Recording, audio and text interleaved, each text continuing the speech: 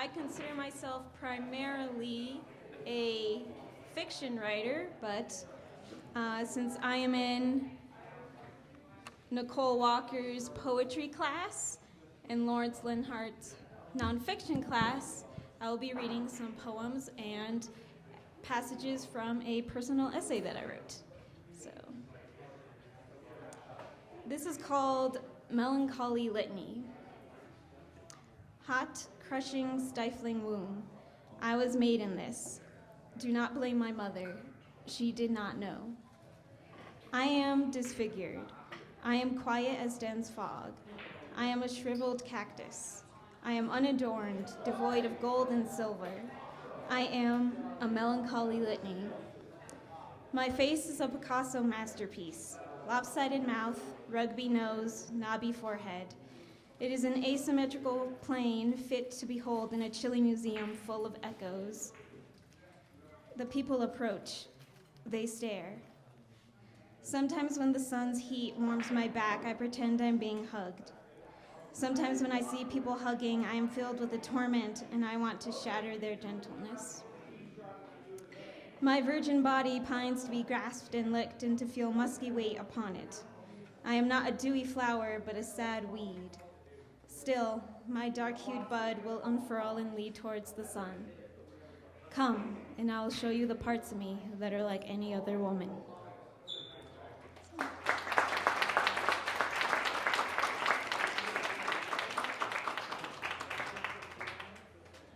A souvenir. Okay. Dear reader, one of your letters came damaged in the mail. The ink of your name is smeared, an anonymous note. The parchment is frail looking like my aged mother's skin. I wonder if you are one who still takes pleasure in wax seals, sitting in your private library surrounded by collector's volumes, because then I think I would invite you for a chat on the back porch where we would watch the crows eat fallen figs, and over a cup of Earl Grey tea, you could explain to me what you meant by, I don't think she would choose to die.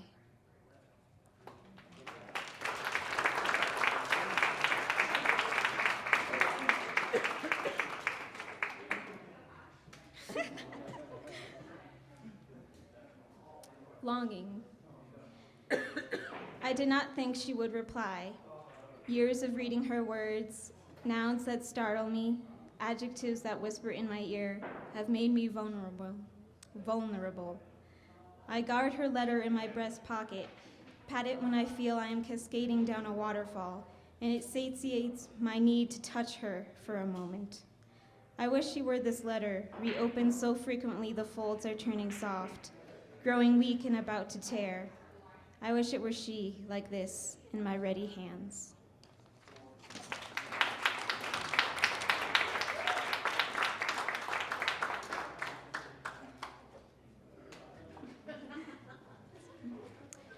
The tree and the woman.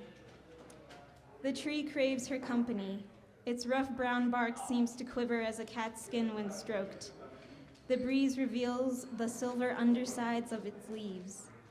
The woman sees it flowing like seagrass. She comes down the grassy incline.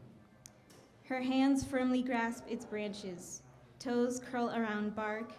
She can feel the rise and fall, feel ascension and water drops still lingering from the morning rain. Together, they float, know each other's softest spots. Once, the woman had lain with a man beneath the tree, her body pressing into the earth from the weight of him. The tree's branches hung above her, reaching for her milky skin. How could she hurt it? Never again.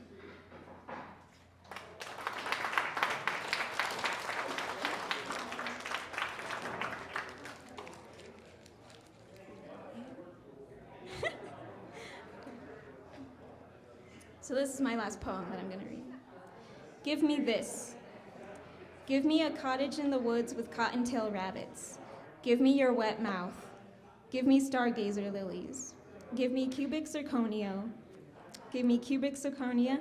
No, not even that. Give me a piece of wire or string. Give me panting after midnight.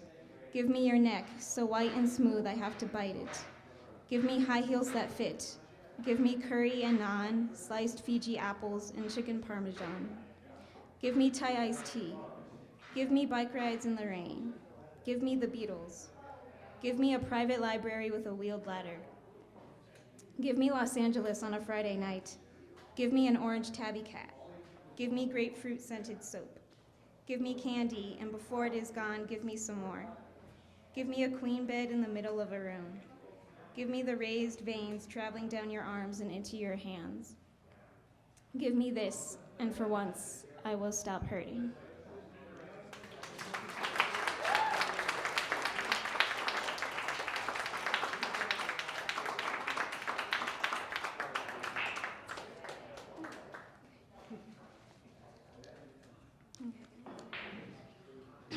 This essay is called Ignorant Sister. I did not know my older brother had paranoid schizophrenia until after he committed suicide.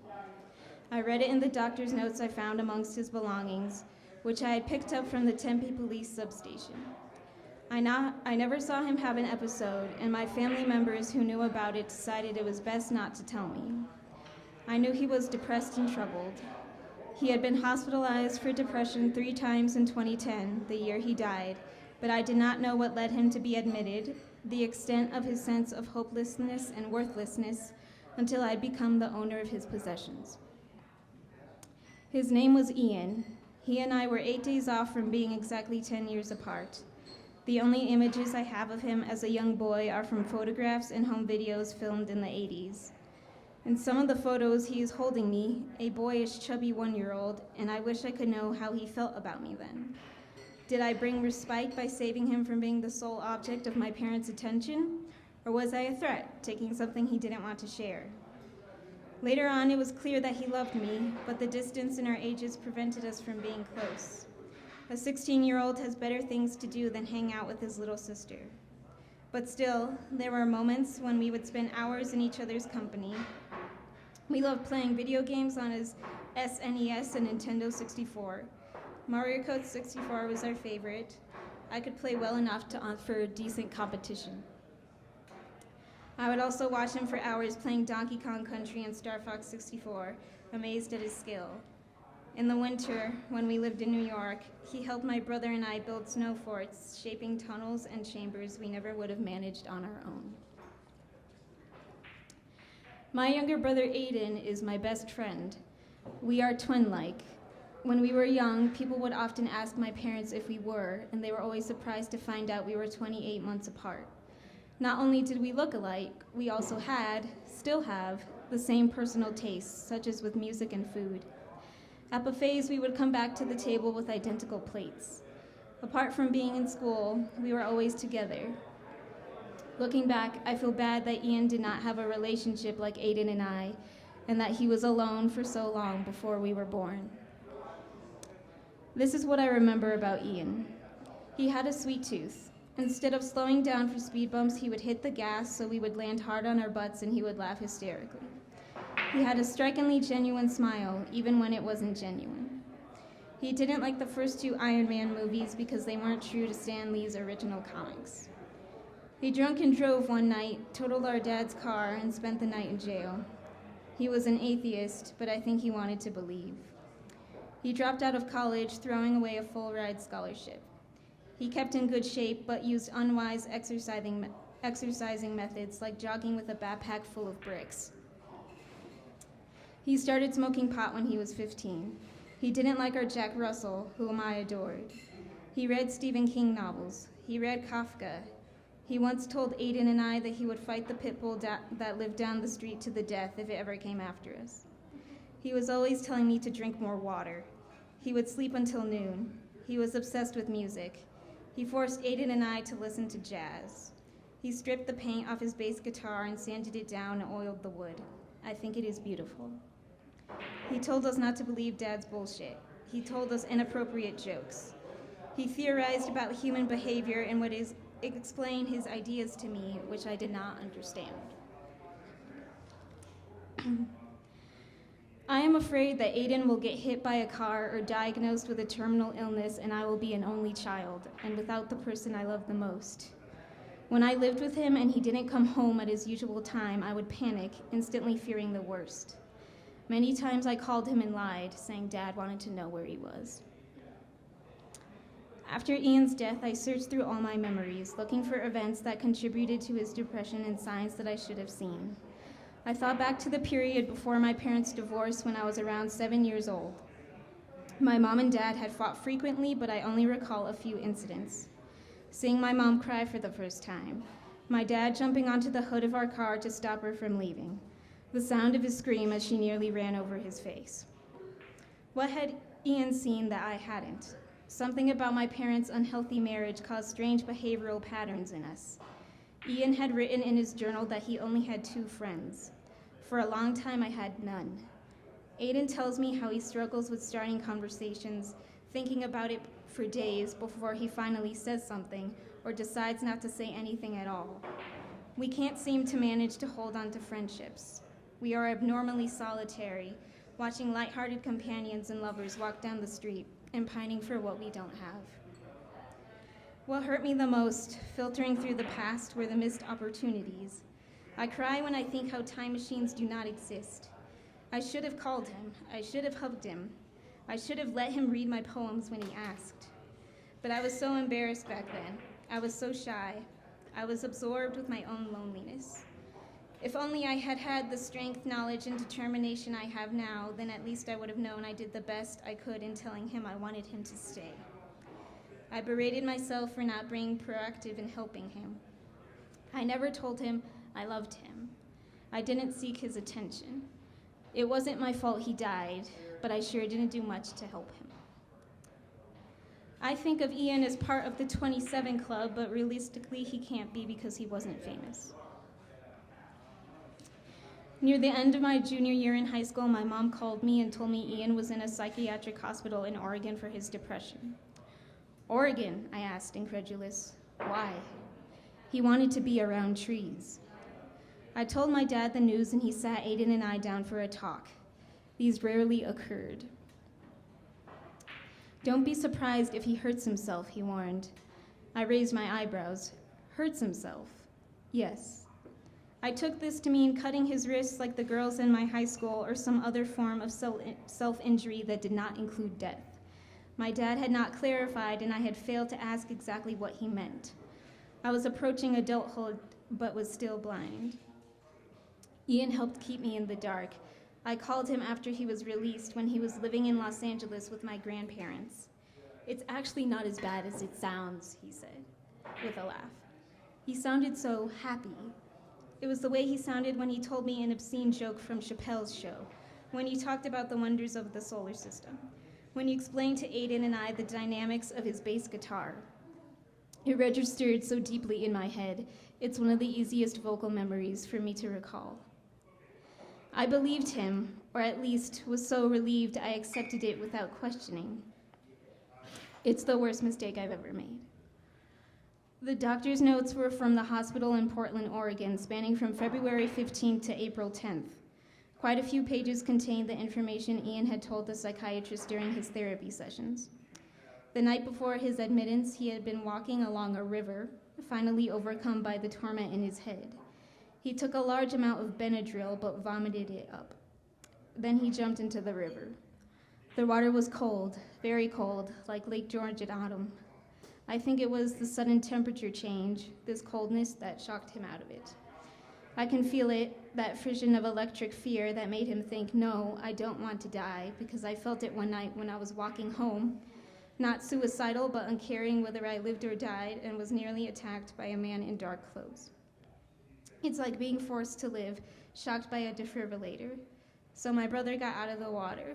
He walked along the streets, shivering, until he found a rescue mission, and it was there he spent the night, waiting until daylight to find a hospital and tell someone he was sick. But he didn't get better. He was hospitalized twice in Portland, always returning after a failed suicide attempt. He didn't find a medication that really helped. They either gave him tremors or made him feel dizzy or out of sorts. I think the doctors found his behavior a bit strange. One of them described him as a very pleasant young man who seemed sincere in his demeanor. My mom had taught all of us to be polite and have excellent manners, and even though he was confused and afraid, Ian still demonstrated this, making good eye contact, smiling, and being overall friendly. I wish I could have seen him at this time when he was drinking juice and quietly resting. While in the hospital, he didn't have to worry about feeding himself, finding a job, or being successful in school. I think it granted him momentary peace. Along with his chaotic, dark thoughts, it was the outside world that caused his anxiety, the one that offers so much beauty, but also brings so much pain. One of Ian's shirts hangs in my closet. It's a plain gray Hanes t-shirt, and when I picture him, this is what he is wearing, along with navy blue Dickies pants. He wore these simple shirts all the time, and when I opened his duffel bag after bringing it home, I was not surprised to find 4 of them.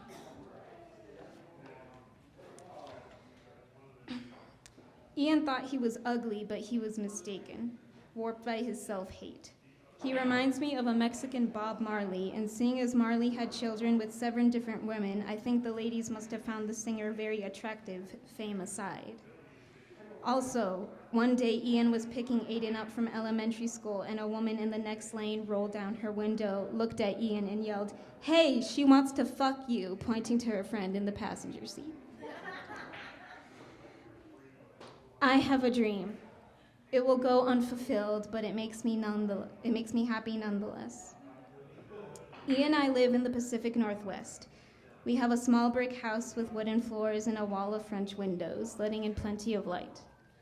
The furnishings are sparse, with a semi-industrial feel. It's late spring. I have started an herb garden with plenty of basil because it's our favorite. I go out in my sweaters and summer dresses and tend to my plants. Ian helps, lifting a large bag of garden soil with ease. I section off a portion of the garden so he can plant vegetables. In the morning, we enjoy our breakfast with leisure. If I'm in the mood, I make something especially tasty, like caramel banana French toast or an omelet packed with spinach, tomato, and mushrooms. Every Sunday, we listen to Breakfast with the Beatles, hosted by Chris Carter. In the afternoons, I read and write, and he plays his bass. He has grocery crates filled with vinyl records, and I frown when he puts on Blood, Sugar, Sex, Magic, but not improvingly when it's Stevie Wonder. In the evenings, we cook dinner and watch a movie or go out and eat Thai or Indian food. We make a habit of watching late-night TV. I establish a no-drinking rule. I tell him to get drunk on something else. Espresso, the smell of wet greenery after the rain, fettuccine alfredo, lilies, green tea lattes, incense. We live the life of artists, obsessed with creation and the clean, wet scent of the earth, full of renewal.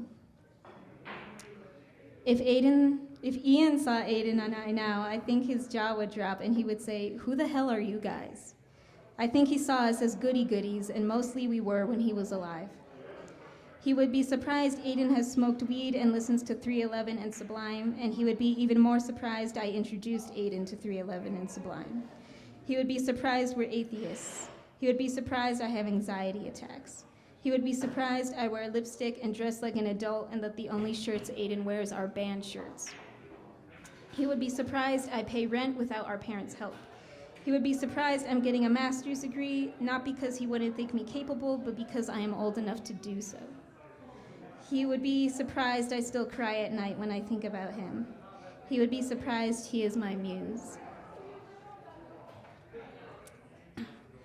But I think what would surprise him the most is that Aidan has turned out extremely similar to him. His voice is deep and his arms have that same muscled leanness. He tells the same jokes.